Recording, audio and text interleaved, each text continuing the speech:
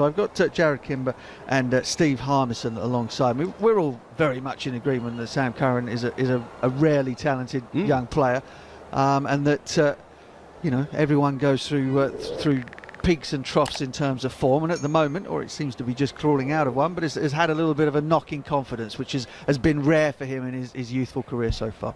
Yeah, I mean, he's obviously talented, but he isn't a natural fit in every single side, which is, I'm sure, what we will probably discuss. And so partly the problem with young all-rounders is they often end up doing jobs that they're maybe not ideally suited towards, because you end up it's the Mo and Ali thing, isn't it, of you're going to fill every single different hole that we need you to fill in this side, and you're probably not quite at that level. And I think Sam Curran has a bit of that of, you're going to bowl, we're going to need you to bowl in the middle and then at the death. It's like, well, maybe you can get away with him bowling in one of those zones, but if you're making him bowl in both, he's probably going to go for runs at least once in every game he bowls in, even in the games that he bowls in well. Not if the opposition don't make it to 40 overs. Well, indeed. So, I mean, do you have any sort of statistical nuggets for us in terms of sort of why he's been quite so effective? Why was he man of the series, man of the tournament in the last T20 World Cup in India, and what did he do so well then? What was his role, and why was he able to fulfill that role now, and why has he found it more difficult to find a niche for himself in 50 over cricket? And is that his fault, or is that simply because he's kind of filling in for the inadequacies of other parts of the team elsewhere? So I think at his absolute best was probably when he was used by Chennai, which you remember he would bowl like 2 or 3 overs, not always bowl out. And they set their team up for him to be able to do that. And then for him to be able to bat at number 7, where I think for Chennai he averages 20 with a strike rate of 132. That's fine in T20, right?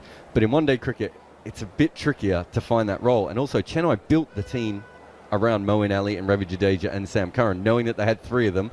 None of them were going to bowl their 4 overs unless the conditions were in their favour. So that's one of the reasons why he was such a good IPL bowler, was that T20 World Cup when he was outstanding. There's a big difference. I'll talk about his slow balls in a moment, but I think there's also a big difference in ground sizes. So he played the ground dimensions in those Australian games really, really well. So he bowled very straight and very full in Adelaide, for instance, and said, if you want to hit me back over my head for 6, go. And the same, he would bowl short with at the MCG and the other wider grounds. He's very clever at all that sort of stuff. But if you look at him in ODI cricket in the last 3 years, Butch, his average is 13 runs less than a normal opening bowler in the power play. Right, so he's minus 13. That's outstanding. Like, you want him in your side. The middle overs, his average is plus 46. Might have slightly changed today, but it's still a lot. I don't think it would have come in all that much today. And at the death, his average is plus 15. So outside of the power, what you basically have with him is a bowler who is incredibly suited to the power play. We saw today he could swung the ball and then he went to the wobble seam. The ability to do both of those as a left armer is incredible. Outside of that, what is his main skill? And this is the thing I found really interesting. So Gemma found this from on CricViz. So in T20 cricket, his slow ball has an economy of 7.5. In ODI cricket, his economy is 7.96. Now, I've never seen anyone with a higher economy with the same skill in T20, in one day compared to T20. My guess is in T20 cricket, you're trying to swing quite violently at his slower ball. And because it's quite, especially his back of the hand one, but even his cutter, he's got a chance of getting you when you're trying to slog him. Teams are clearly milking him in ODI cricket if they're scoring 8 runs and over, which means you've got a guy who bowls at 80 miles an hour, who isn't very tall, who's not deadly accurate for someone of his pace, whose slow ball isn't very good. And I think that is the main problem outside the power play. He has no delivery that he can go to. T20 cricket, he can go to the wide Yorkers, he can play the dimensions of the field and try and get people to scoop the odd one straight up in the air. None of that is happening in one-day cricket. And if you think about it, there's a big difference in the way that you're batting against someone like that. And then if you go to his batting, in ODI cricket, this is List A cricket, sorry. When he bats at number 6, he averages 23 with a strike rate of 77. He can't bat at number 6 for England, right? You want him to bat at number 7. He's got an average of 19 with a strike rate of 86.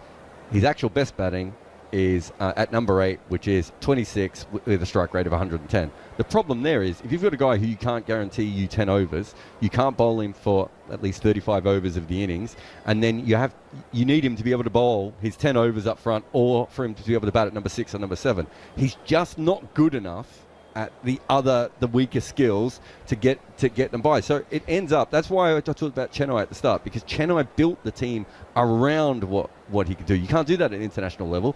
You can't not pick him because he's too good. Yeah, gotcha. Okay, so I mean, the big takeaway from that is that, and this perhaps lends itself to talking about some of the other options that England have in terms of building an 11 in terms of their all-rounders, because as Jarrod has just pointed out, he's not going to bat in the top 6, and ideally you don't really want him to bowl 10 overs out of 50, which means that you have to have other all-rounders who are perhaps stronger in batting, but who are going to be able to bowl maybe, I don't know, half of his allocation in the 11 as well. And as England found out during the World Cup, sort of Liam Livingstone and Moeen Ali, Livingstone and Sam Curran, the two never really made up to a whole, did they? And that was the issue they had. So perhaps the problem is not entirely due to Sam Curran's sort of poor forward blip in form at the moment. It's just simply because they haven't managed to quite find enough high-quality all-rounders in order to make all of them work properly, if you see what I mean. They're all having to do sort of like bits and pieces of each other's job and aren't quite doing them well enough. Yeah, that is. I think that's the massive point with Sam. We look at Sam because we see a young lad who's talented. We want to build a team around. We want to be the best Sam Curran he possibly can be. But I think in the recent past and in the World Cup, you look at somebody like Moeen Ali, for example. We all love Moeen Ali, but for the last 18 months, he's basically told us he hates white ball 50 over bowling. So that's not really helping Sam Curran. And hasn't really scored any runs either. Not scored any runs. Hasn't so that made 50 for something like 3 years or something. And you flip Liam Livingstone into the equation, and then all of a sudden we've got 3 of them who we all question, and that this is our best team. These are our best players, but unfortunately they're not performing well enough, and that's why we're having this conversation, because of what happened in the World Cup. I look at this Sam Curran one, and my theory with Sam is he's very good when he's good. It sounds sort of cliche-ish, but he's very good when he's good, and when he's awful, he is awful. I mean, and I think because of awful, yeah. But I think that's mindset from Sam. I think it's mindset from Sam. The last game's a prime example, and this game's to back that up. He started off with a new ball. You've just given us the numbers with a new ball. He started off with a new ball. He was going at 10 and over. He got belted. He never looked like bringing that back. But watching him, watching his body language, watching the way he was bowling, watching his decision making, I know that for a fact what it was like with a bowler, because bearing in mind the record he broke was mine. So I've been in that situation. So I know for a fact that if my first spell's not gone very well, I'm trying to drag it back as much as I can. So I'm trying to bring this back from a run rate point of view, try and all sorts. Maybe he's trying too hard and it's going even worse, and I'm just looking at the captain going, do you really think I should be bowling my 10 here? But unfortunately that's where he was in. But in this, my case in point to back that up is, I watched that this afternoon, and for 2.5, 2.6 overs, I thought the same Sam Curran had turned up, because he's opening, his lead shoulder was pulling away too much, too quickly. He was trying to get through his action far too quickly. He wasn't getting it to swing to the right-hander, pushing it across, and that tells you that he's not in tune with his action, and he's possibly trying to put it there because his confidence is not that high. Been there many, many times where, my left foot's telling me right foot to get in front of it, but it's not going anywhere near it, and then all of a sudden anything could possibly come. Not quite from what Sam's got, but as soon as he took that wicket, all of a sudden, to the right-hander, he bowled a lot straighter. To the right-hander, he looked as though he got a little bit of shape, and he held his length. He got that off the back of a wicket. And that, for me, when Sam is and that's why I mean, when Sam is good, his confidence is high, and he gets a wicket early, or he goes and belts a few runs, he comes out, and Sam looks invincible. Yeah. And I think for me, the big thing for me with Sam is the human element of Sam is this confident cricketer who can hit sixes, can bowl, decent, runs around in the field. I don't actually think, from a confidence point of view, he's that confident in the ability that he's got. And I think that's not a criticism of him. I think that's just the way he is as a person. That's not a negative. It's just the human element of Sam Curran. I think this boy is skillful. I want to build my team around this lad. And I think over the course of the last sort of 12 to 18 months, possibly in 50 over cricket, that I think there's a lot of other things gone wrong within the team which haven't helped Sam Curran. No, I think that's true. What I would say is, I do think some of it is technical, though, because I don't think he has the techniques for batting higher in the order. I don't think he has the technique to bowl later in the innings sometime. But the other thing I would say is, if you look at Daniel Vettori, Imran Khan, Ravi Jadeja, I know they're all pretty handy players. But a lot of those guys came in with unrefined games, right? But they had one skill that was really good, and that got them in the side. And eventually you knew that Jadeja was going to work out batting. He'd made 2 triple hundreds in first-class cricket. He's at least going to be able to bat at number 7, right? But it takes a long time. And Curran is at that level where his new ball bowling is good enough for him to be in a side. It's getting all those other things and how you improve that. And this sounds weird, but I told Bats this, but Bats wouldn't allow it.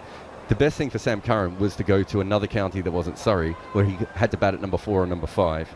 Just get himself a little bit better. I bet that was popular with Gareth Batty. Gareth Batty's Alex Stewart. Surrey coach just didn't like. I don't know why Stewie doesn't like me. Why didn't he like that? But a little point, but something else on this one, Butch, is you've got to be manageable as well.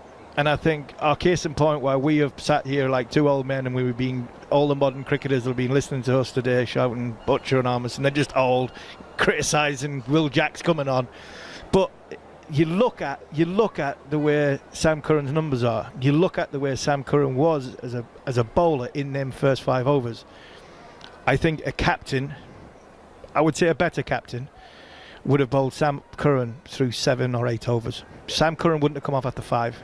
And we wouldn't have captained by numbers. He would have bowled his 6th over, he would have bowled his 7th over, he would have bowled his 8th over, and possibly by that 8th over he might have had 5 for, he might have had 6 for, and he might have bowled the West Indies out for next to nothing. So I think there's an element of that as well. Yeah, for sure. I understand that. And the other thing that I know from knowing the lad reasonably well is that he is really, really feisty. He's got a terrific sort of competitive spirit.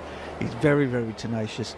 He'll come at people if you criticise them. He feels that quite deeply, but it's not something that affects him in a negative way. He turns it into something positive. So I don't think that there's any question here that people are sort of writing him off and saying that he doesn't have what it takes, because he has more than what it takes. What it needs perhaps is for the role to be found, for him to be the best of himself more often, as opposed to being exposed by the things that he is not so good at, which, his new ball bowling, as you've said, the sort of the -13 element of his new ball bowling is obviously outstanding.